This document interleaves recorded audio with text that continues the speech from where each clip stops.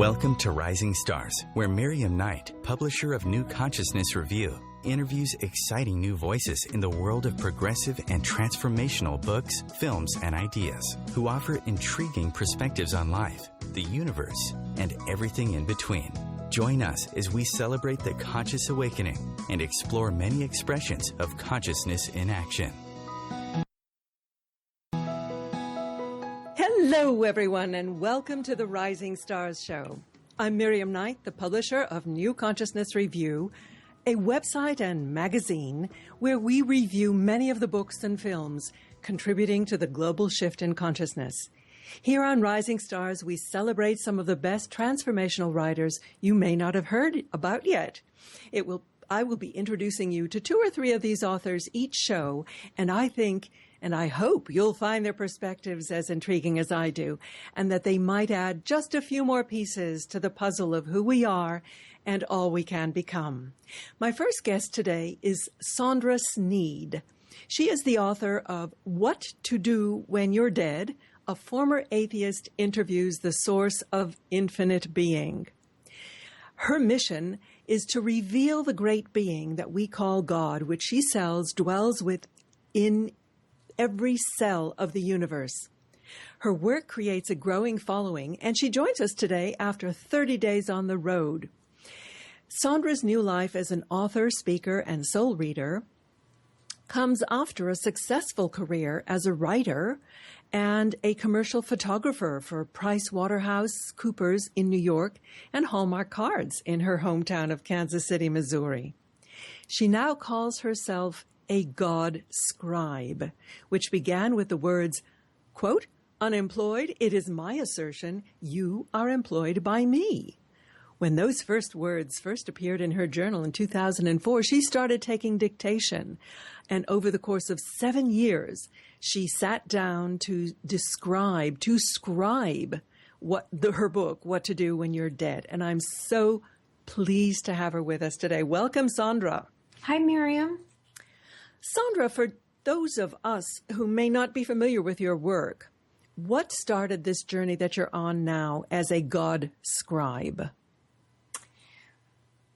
Well, what happened was in 2004, I had lost a job I loved and a man I loved, and I was suffering panic attacks from that because as anyone who experiences a complete demolition of their identity, there is an emotional response that happens in the body, and it was so overwhelming that I would go down into the basement and just write, and that seemed to kind of help quell those feelings, those panicky feelings. And I filled up a whole notebook of my lament, of my circumstances. And then one day I went down to write again, and I opened up a new spiral notebook.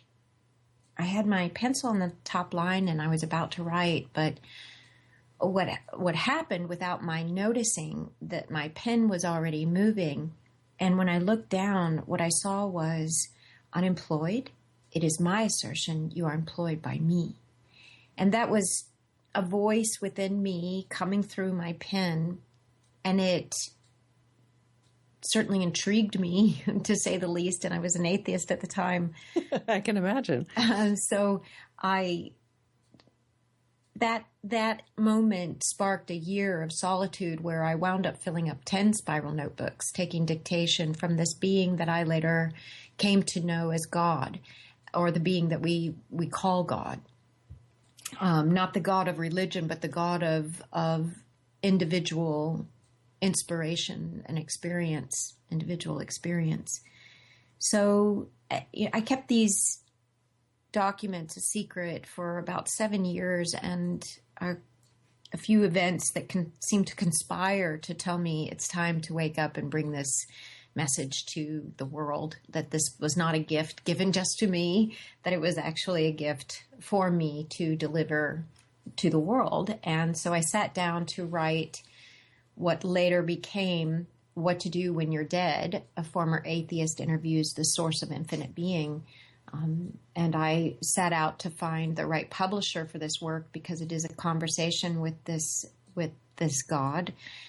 So finding the right publisher was not easy, and I went through a number of rejections. But I finally pinned down Neil Donald Walsh's publisher, Robert Friedman, who then published the book. And when the book came out, I had to come out. And that's when I went. I know Bob Friedman well, and Rainbow Ridge Books. They're wonderful. Tell me, a lot of people are starting to come out of the closet, out of the spiritual closet, as you have. I want to know, what was it that convinced you personally that you were experiencing something real and that it wasn't just your imagination? Well, that's an excellent question, because so many people, like you say, are experiencing phenomena that comes through their imagination. And I have to, while I'm on the road, help to coax and nurture that imagination for them so that they realize that there's no the imagination is no small thing. It is from which all life comes. The life that we live every day originates in our imagination. And the imagination is also, from the perspective of the great imaginer, that which made life form. And so to say, how did I know it wasn't just my imagination, is really difficult to describe, because it did come from my imagination. That's where it began. Now, how did I know it wasn't originating from this human experience I'm having? Was I would ask it questions, and it would answer my questions with such fine detail that I would have to go to the dictionary, finding the etymology of a word to understand how that word was being used in the context of the answer I was being given to the questions I was asking. And a lot of times words I would use in that dialogue, that scribing dialogue, I didn't even know I knew. Mm-hmm. And so it was just the extraordinariness of it, and certainly the depth of the information and the kinds of answers that came were so different from human logic. They had to come from at least a higher consciousness. Mm-hmm. And were you actually asking questions and receiving answers? You said you were taking dictation. So was the other side initiating topics of discussion as well? Yes, it was both that.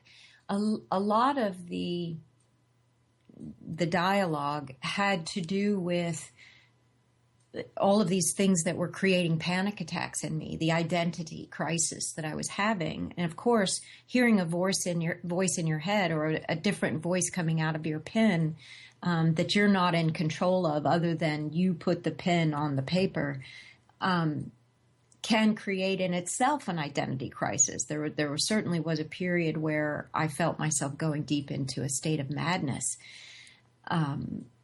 because I didn't know where this being was in the course of my work. It seemed right there within me. It seemed right there in the room, and it seemed to inhabit the entire universe in my understanding and communion with it.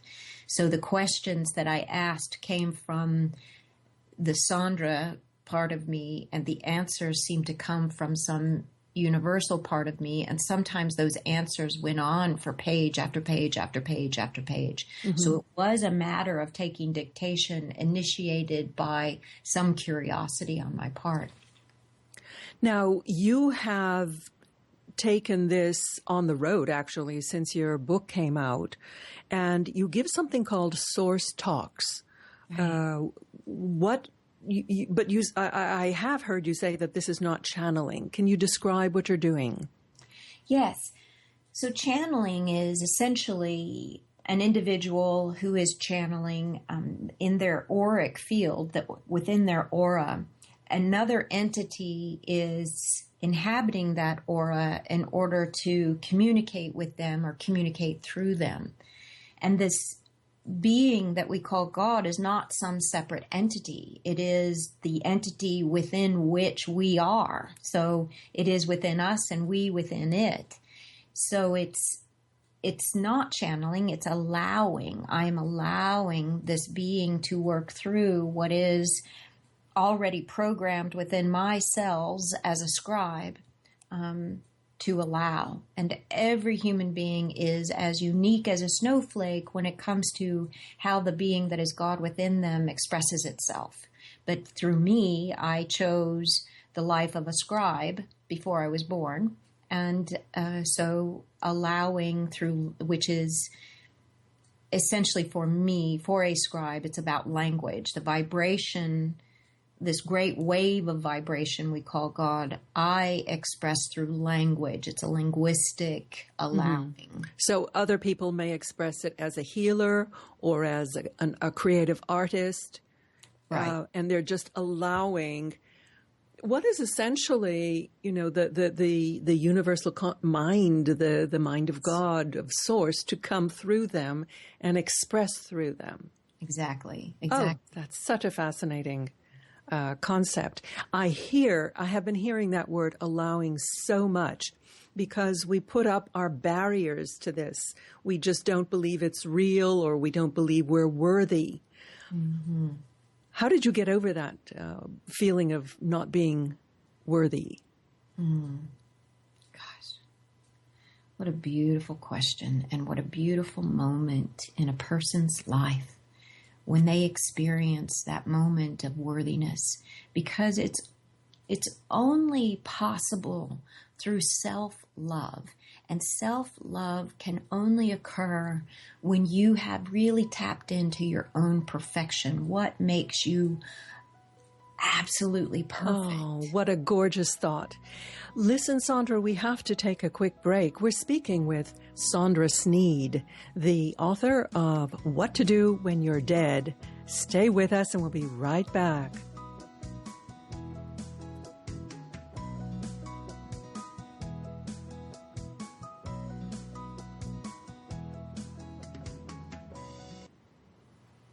Bringing a more conscious lifestyle to your world. Om Times Radio. IOM FM. Do you have time to read that inspiring book or that blog post you've been meaning to get to? In your busy world, how do you improve yourself and keep your life going? I'm Lisa Kay, and my Between Heaven and Earth radio show can transform your life just by listening. Be uplifted with inspiring topics, positive stories, and ideas that really work. Between Heaven and Earth Radio is conscious living for your soul, every Wednesday at 4 p.m. Eastern Time. Host your show on IOM FM, the radio network of Om Times Media, one of the more recognized brand names in the conscious community, and is backed by the extensive marketing reach of Om Times. Hosting a show on IOM FM immediately connects you with our extensive dedicated community. As difficult as it is to believe, there are places in Africa where human traffickers sell albino children and their body parts for use in magic rituals. Humanity Healing International is actively working in Uganda to change this paradigm. The Albino Rescue Project finds albino children who are at risk and places them in safe schools and environments where they can learn and grow free from fear. To learn more or to sponsor a child, visit humanityhealing.org. Humanity Healing is where your heart is.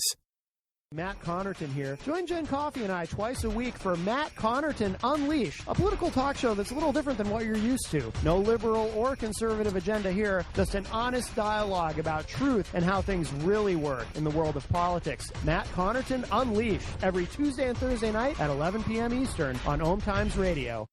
Connecting you with the best of the conscious minds in the world.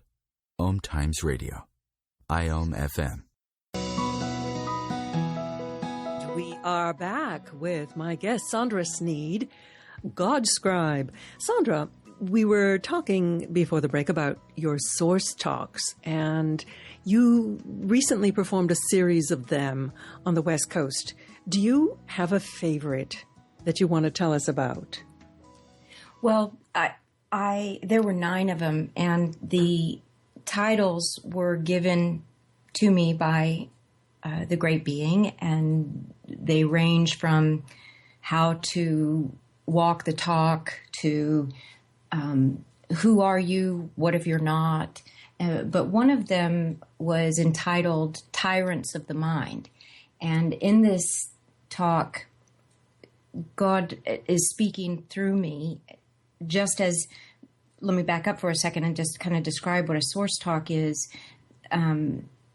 As I am allowing this being to speak through me,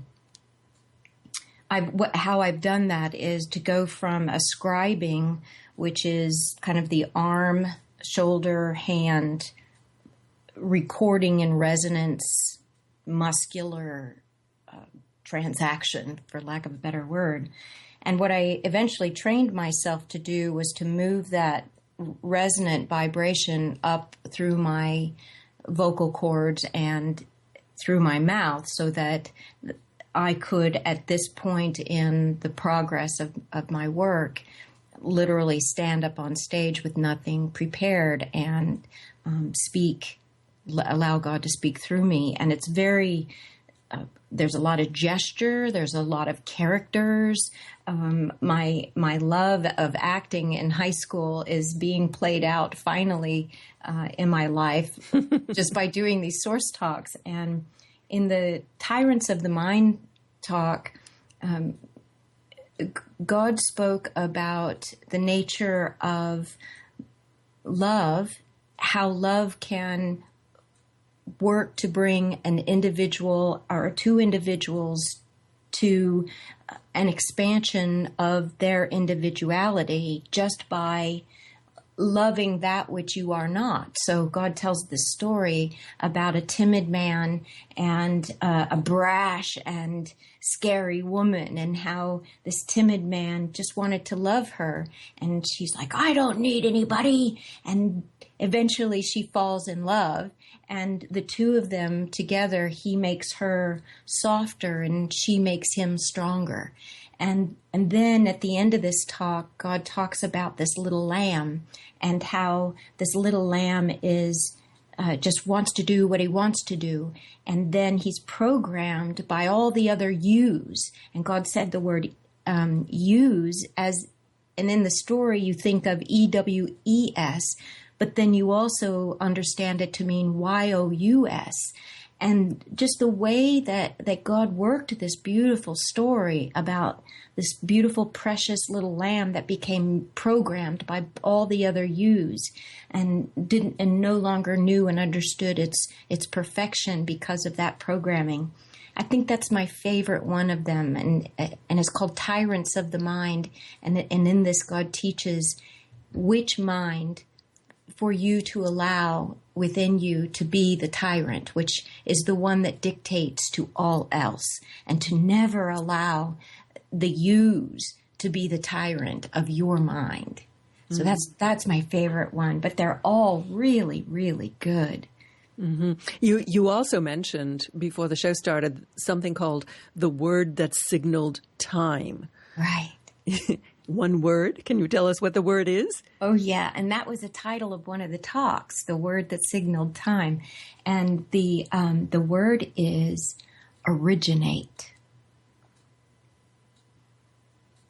So it's a verb that recreates itself. It is the God of creation recreating itself from the word originate. So every derivative of that word, originate, is calling back to the original. And the only way for us to really create a life that is of the original is to disengage from everything outside of our perspective, everything outside of us, everything in our perceptions of our senses, and go within our internal being, back to the source of the original, to discover how we can originate. That's interesting. I interviewed Glenn Parry a while ago who wrote a book called Original Thinking. And he was using it in the same sense of going back to our origins, going back to our ancient roots. And if I understand correctly, you're talking about going back to our source of creation, our inner source of creation from which we originate. Yes. Both from which we originate and from as a passive sense, but also originating our work in the world and our expression in the world. As an active sense. As an active sense. So that's lovely. Yeah. So do you have to prepare, to connect with Source, or does it just come in?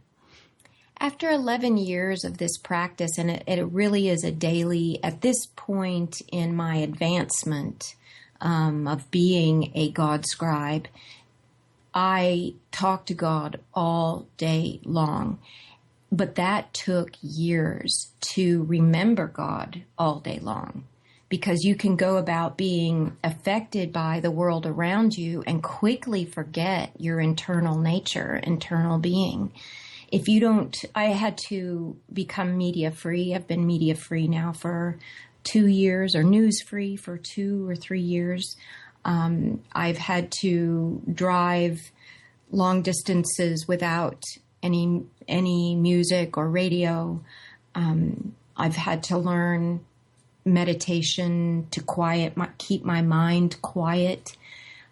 Every night before I go to bed or before I go to sleep, I have a gratitude prayer where I go through my whole day and involve God in every aspect of it in gratitude.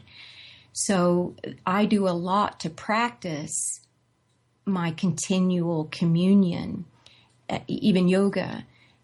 And then when I go up on stage, I simply have to prepare by fighting my urge to look at people's faces and interpret their reaction. That's the hard part, is not to allow them to distract me in the course of allowing God.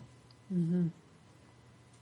Yeah, because you're the servant of the originator of the message rather than a performer trying to please the crowd. Exactly. Yeah. It is a performer trying desperately to please the originator of the content, Right. What do you think is the most important message that God wants you to deliver? God had me prompt you with that because if it's okay with you, I'd like to give people just a little taste of what yes, indeed, that sounds like, what a source talk sounds like. And I use the mnemonic device God says in order to put my mind in the God mind, and so that's when you'll know that what comes after God says is from this being.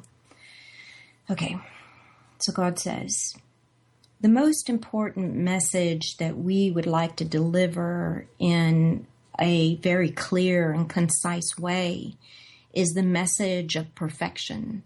How individuals who are constantly seeking to identify themselves in the way of the world are actually damaging the perfection that they were born with.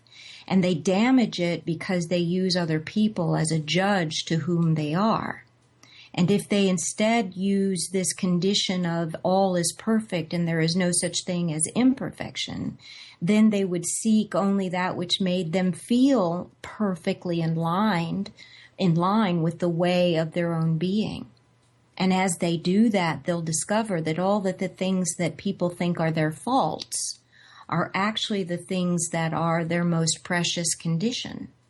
So if someone is dyslexic, it's only because their perfection is three-dimensional conditioning in the eye that then is mirrored in the mind, because they can't sit down and move their eyes from left to right in single line linear pattern. This is not a disability. This is just an inability to go beyond what is their own curiosity, which is to remove the dimension of left to right and look beyond it into the dimension of up, down, in, out, over, and around. But until there is some kind of reading device that allows them to see in that way and read words, they are seen as disabled. But the disability is really being forced into that construct because their true ability is in a three-dimensional mind imaging system. So perfection is the main message that we take Sondra around the world to teach, but we do it in hour after hour after hour after hour. So it has to slowly and concisely move people into a new way of thinking first. And then we can start to identify the perfection within the individuals. Wow, thank you. You're welcome. This is such an important message because we're so trained by society to view ourselves as flawed, as not good enough. That's right. Oh, what a great antidote. Sondra, where can people find out about your talks and more about your book and your new work? The talks are in the process of being the videos themselves because I live casted all of them and videotaped them. So now that they're over, I've made the MP3s available and the videos will be available soon, as well as in a purchasing of the whole package. On your website, which is? SondraSneed.com. That's SondraSneed.com. Sondra Sneed, thank you very much for being with us and your work in the world, for dedicating yourself so profoundly to it. And Sondra is the author of the book, What to Do When You're Dead. Sondra Sneed, thank you. Please stay with us. We will be right back with our next guest after these messages.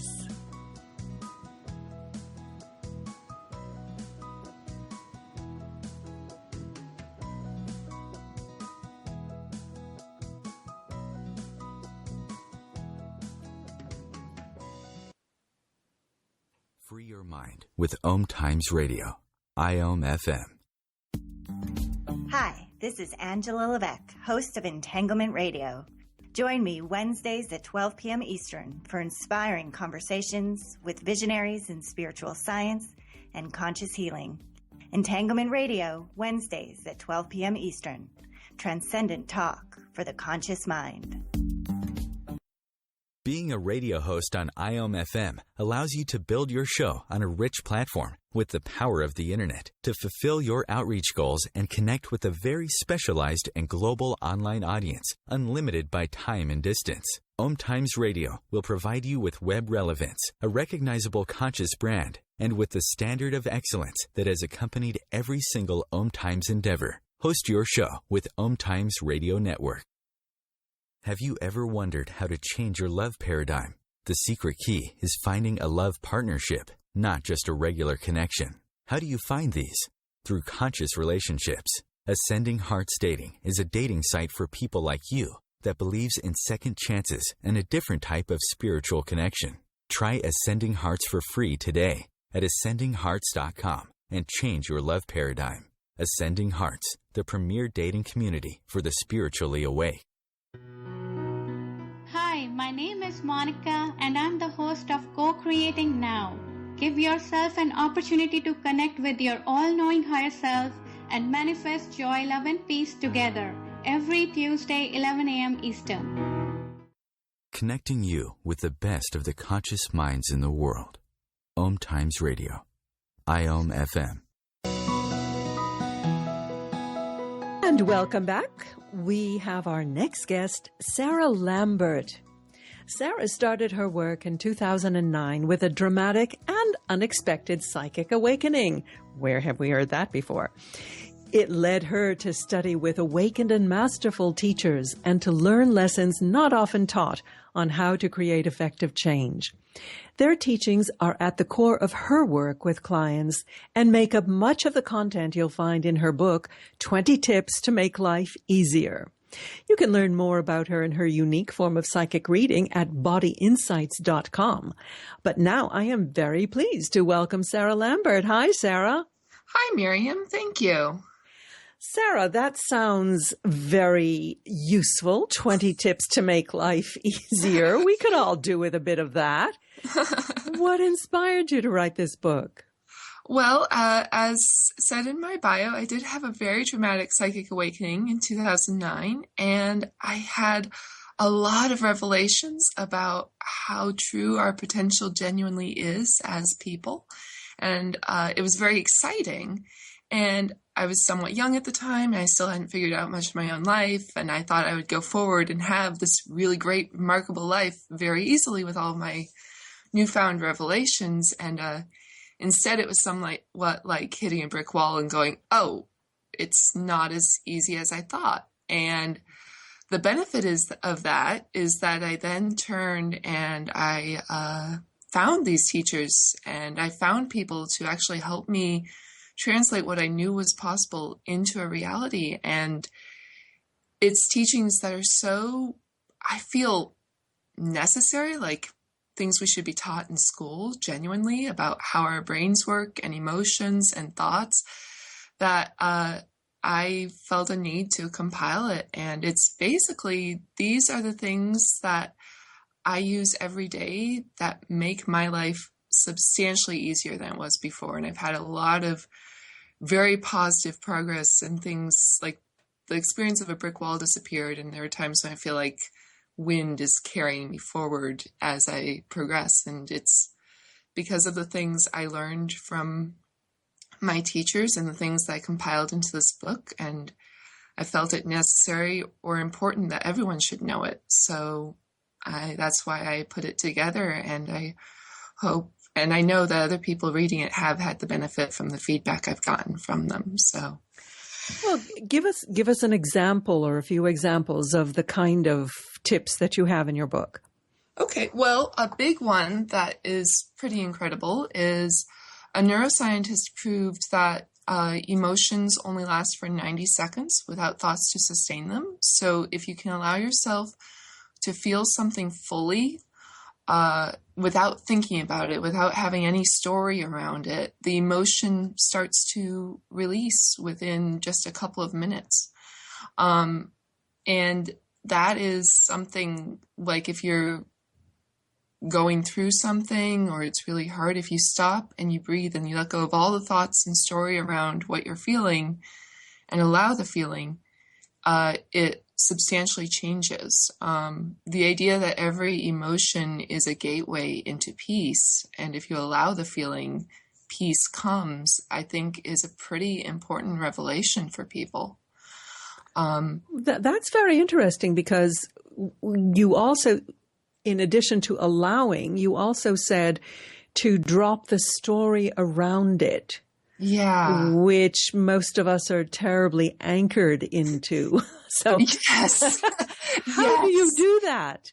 That is, that's part of the reason for the book. So the tips, I have a little thing on the title of in-depth tips to make life easier.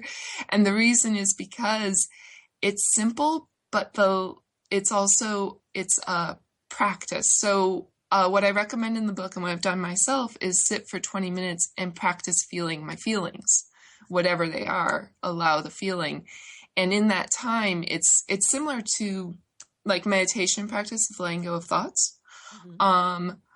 It's basically letting go of your thoughts and feeling what your feelings are, and putting your awareness, your attention onto your feelings. And I recommend 20 minutes a day practice, because it's not easy at first. We're not really taught how to feel our feelings. We're taught how to think. Well, we're not really taught how to think either, but we learn to overthink things and create strategies and stories to help us escape feeling bad. And this is really, okay, let go of the thinking, take a break, let your mind rest, what are you feeling? Tune in. It's somewhat of a meditation practice. I recommend 20 minutes a day because when you get good at it, you can just tune into the feeling, allow it, and it shifts within a couple of minutes. But until then, it takes time to learn how to feel and to feel the feelings without thinking about them and the story about what they are. Well, this reminds me of what a child does. I mean, a small child can get totally outraged and absolutely lose it. But then it's like a storm that passes over. So they just go into that outrage and crying and yelling and then let it out, and then they're relaxed. And we're taught to, suck it up, repress it. Fascinating. Yeah. Another tip that's in there that I just want to share really quickly because I feel it's important and can also make a difference is, and this is, I think, an equally big one, is if you relax your eyes and have soft vision and don't focus on anything, your brain cannot perceive things in the context of problems. Because when we relax our vision and it's soft, problems have a sort of solid, heavy feeling.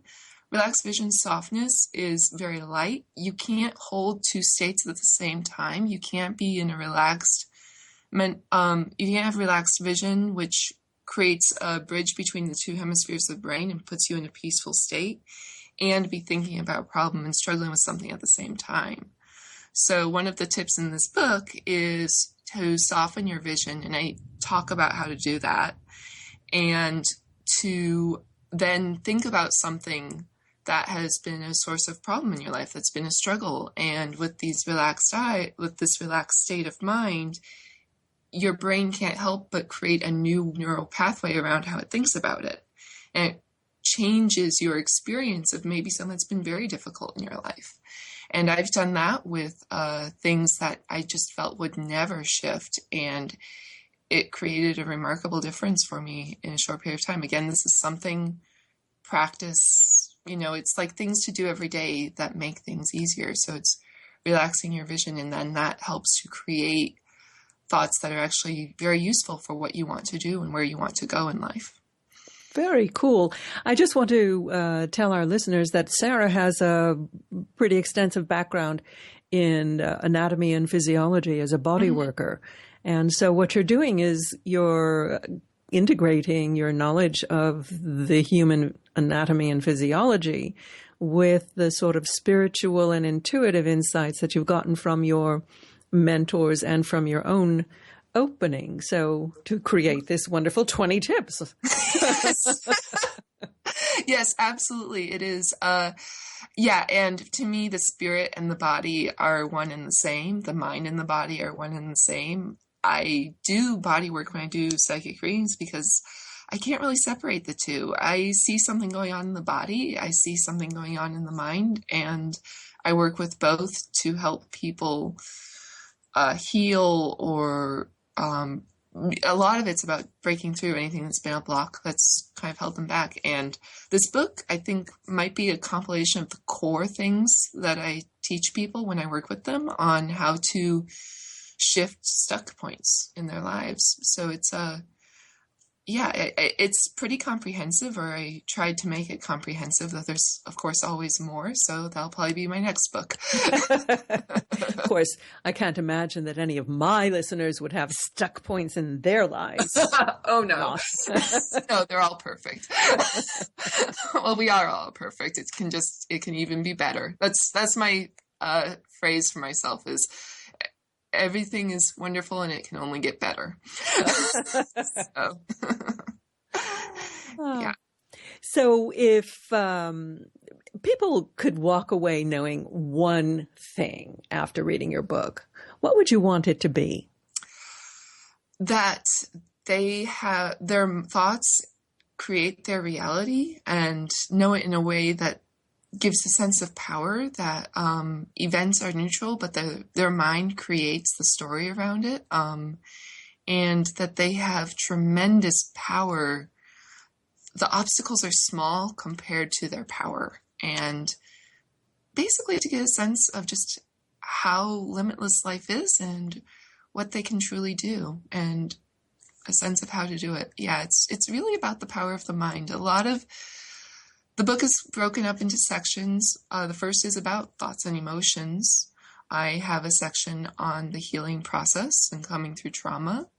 I have a section on getting things done with ease, because how to get things done can be a pretty, that's where a lot of hangups are. It's like, okay, I want to do all this, but then I have to do it. So there's a whole section on the getting things done without getting overwhelmed by the having to do things. And then there's a section on your power to be great and accessing your potential. And really that last section, your power to be great and access your potential, that's the overall message of the book. And it's, it's really, you can shine. You can be a bright star. It doesn't matter where you are or what's going on in your life or what you've had to go through. None of it has a say in the present. Only you do. And I don't want this to just be inspiring and exciting. I want it to be like, oh yeah, I really can. I really can. And to take it in a deep way. So that's what I hope my book helps people do. Very cool. Tell us again what your website is. bodyinsights.com, BODYINSIGHTS.com. And what will people find there, Sarah? They will find the bio of how I had started doing this work and becoming psychic. They will find information about the specific kinds of work I do with people in person on a bodywork table or over the phone for people long distance. And they will find lists of my upcoming events. And like I'm teaching how manifestation really works class next week. And information about that is on my website in addition to anything else I have going on. Very good. I'm sure we could all get some insights on how manifestation really works. Yes. The full title of it is Beyond Positive Thinking, How Manifestation Really Works, because it goes into that we don't have to be afraid of our thoughts, we don't have to be afraid of our feelings, and we can raise our vibration, which is what it's all about.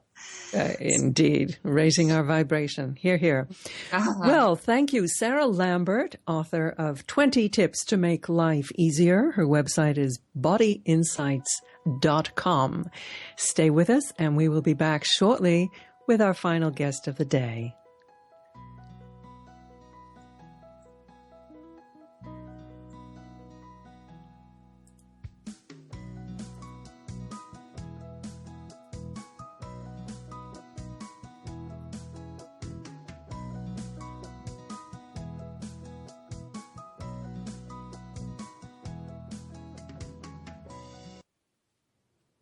The Real Conscious Connection.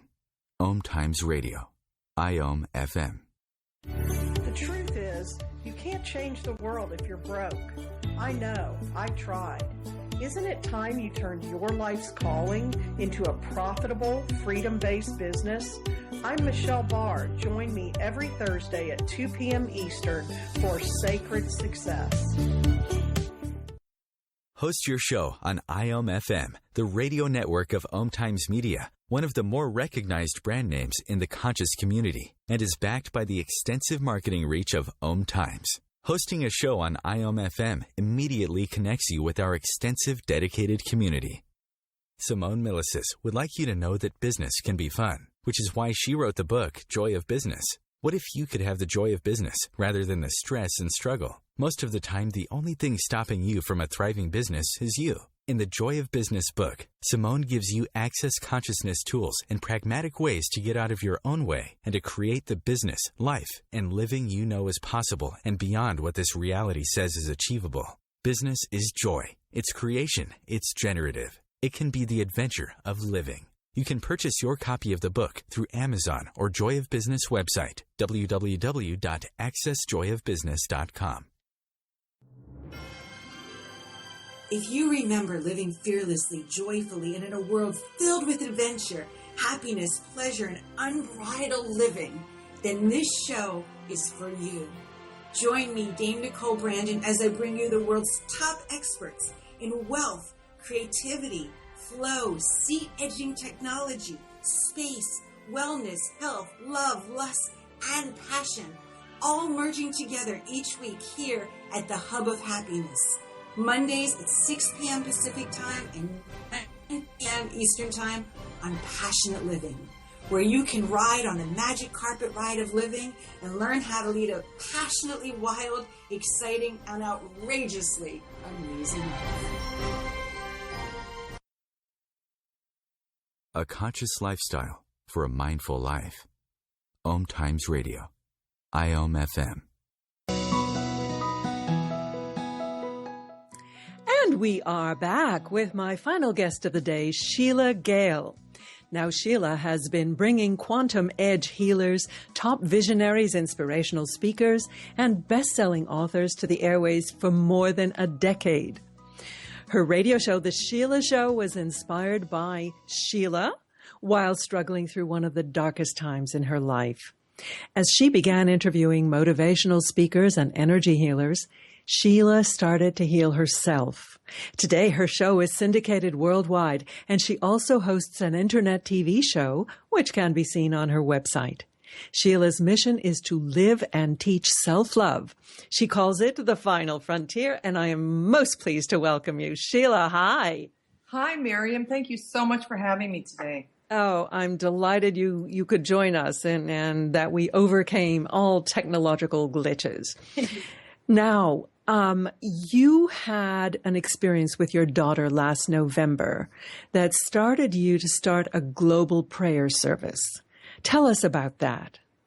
Okay, well, Natasha was 17 at the time, and she just came down all of a sudden, really suddenly, with just excruciating pain throughout her body. We rushed her to the hospital, and they tried to manage her pain, and it was just really difficult. They did lots of tests and couldn't find anything. They were very concerned. So they transported her by ambulance up to UC San Francisco Medical Center, where she was there another 6 days. And all the doctors, there were teams, literally teams of doctors, like there'd be 5 that would come in at a time for everything mental and physical that you could imagine, trying to do tests and see what was wrong with her. And they couldn't figure out what was wrong with her. But her pain level was so, like they had to use morphine just to keep her comfortable. So on the 4th day, I was just feeling so frustrated and like, God, what can I do? And this idea came to me, and it was, divinely downloaded to reach out to my radio listeners and ask them for prayer. So I asked them, just simply wrote out an email saying, will you please pray for my daughter, Natasha? Well, Miriam, what happened next was just miraculous. They started pouring in emails, 10, then 20, then 100. And I'm reading them as she would wake up. I'd say, may I read this to you? And she'd nod her head yes. And I started reading her these most beautiful messages to her from total strangers from around the world. People that were saying things like, oh, Natasha, you precious darling. Oh, Natasha, we see you in total health and healing light. People that didn't know her. And I got to tell you, Miriam, I started to see a light come on in her eyes. Her face, being so pale, started to get its color back. And within 12 hours, she was completely off all pain medication. And in 24 hours, she was out of the hospital and home. And she is thriving today.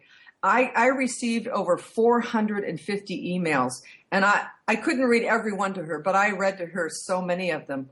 And it was after that, it was just miraculous. And what it did for me, just seeing all these people that cared and wanted to pray for her. So the idea came to me, and again, it was not my idea. It was completely divinely downloaded, was to start a global prayer service where anybody anywhere in the world 24/7 can request and receive prayers immediately, just as I did. There's so many different prayer services out there, and it's wonderful. But the difference being, and it's hard to really understand unless you have the experience, to actually, knowing people are praying for you, but being there in the hospital room with just your close family and having dozens and hundreds of people, like extended family, just cuddling you and holding you and reading these emails. It just kind of puts it more on the 3rd dimensional level, and it was phenomenal. So we started globalprayerpartners.com, and I did a Kickstarter. I did a Kickstarter campaign, to start this initiative. So we now we raised around almost $6,000, and we're in the midst of launching this. We'll be launching the website on the 4th of July. We have about 65 prayer partners right now from around the world. And it's just very exciting. It just really is. It's really taking on a life of its own. So tell us how it works if you go to that website, which is, again, globalprayerpartners.com. Well, right now, if anybody wants to get involved, we have a temporary site up where you can go there. You can become a prayer partner. You can donate. We definitely need more funds to really build this site, with the visions that we see to have weekly calls where we can pray for an issue. We can pray for, to change the weather patterns. We can pray for the hearts of terrorists. I mean, we just have so praying for people and pets is just the beginning. Our mission is to end, help to end pain and suffering on the planet, in humanity and for the planet. So on July 4th, it will be really up and really functional. But right now, I also want to let people know that if they have a prayer request, they can send it to prayers with an S, prayers@globalprayerpartners.com. And we will, because I know there's a lot of people that are in distress right now, financially, physically. I just wanted to let you know that. Well, your story with your daughter is absolutely amazing, but there have been even scientific studies showing the benefit, the efficacy of prayer. What you mentioned something that happened on 9/11. Yes, on 9/11, NOAA, the National Oceanic and Atmospheric Administration, and HeartMath, that also has a global monitoring system, a very scientific, technical global monitoring system. So on 9/11, what happened is 9/11, 9/12, and 9/13, it actually spiked the electromagnetic field of the planet. It was actually registered. And they believe that's because there was so much love and compassion that was felt throughout the world on those days. I think it's just phenomenal. Like the whole thing is collectively, as we collectively as a community focus our prayer toward specific areas, we can move mountains. People love to pray. I found out people they love to, and they want to because they get so much back from it. And so, the whole idea is let's gather together. We have the internet now. We can do this, and we can really make a difference by doing it collectively. They say that, or in the Bible, when 2 or more people come together in my name, there am I. And when you can marshal 200 or 300 or 2,000 or 3,000 people, imagine what we could do. Oh, absolutely. I mean, Lynn McTaggart has done real scientific tests. It's just amazing at what they're finding. And personally, I'll just tell you, we've done this for about 10 other people. We did this through my radio listeners, and just the effects and the results are just profound. I mean, just profound. From my friend whose daughter had a rare brain tumor, and she was going in for surgery, and just her receiving those prayers and reading them to her daughter, and everything was successful. She healed quicker than usual. And for my friend Celeste, just reading those prayers, she sat and cried for 4 hours. She was just blown away by how much people care. And I can't tell you how comforting and wonderful it is. Well, the prayer is simply focused consciousness with coming from love, fed by love. And consciousness actually creates physical reality. And when you have all of these people focusing on the same wonderful outcome, the universe can't help but be moved. Exactly. And I also like to use the word intention or even good wishes because, not everybody's religious or spiritual. There's people that just, have kind hearts. So we have several different religions of people that are praying in their religion, and it doesn't matter. It's like, and there's people that are agnostic that are sending wonderful wishes. So it focused intention, just like you said, consciousness creates reality. I wish we had time to tell you the different results that these prayers have had in people's lives. And, it's not like we're going to heal everybody. There's people that are on their way out, but we can give them comfort. They have palpable, changes that they feel. One man with stage 4 prostate cancer, we did a group prayer for him. And his wife was saying, when she was reading them to him, like how the smile on his face and the whole room seemed to light up. And he had the most amazing nap. Now, the man is still in pain, but something shifted within him. He now actually said he wants to become a prayer partner. And he was just doing nothing before. Now he's on the internet more, and he's, investigating more about consciousness and spirituality. So it's just phenomenal. I just want this to catch on, because it really is, like you said, it's a way of us coming together and really making a difference on the planet. Too often we're faced with the horrors in the world and feel totally helpless, but this is something that we really can do together. So again, the website is globalprayerpartners.com. Sheila, I just think that this work that you've undertaken, this mission really, is truly divinely inspired. And I want to thank you so much for being with us today. Thank you, Miriam. Thank you very much. Love to all your listeners. Many blessings. Visit our website in the meantime, ncreview.com. I hope you'll join us next week for more Rising Stars. Don't forget to let your light shine.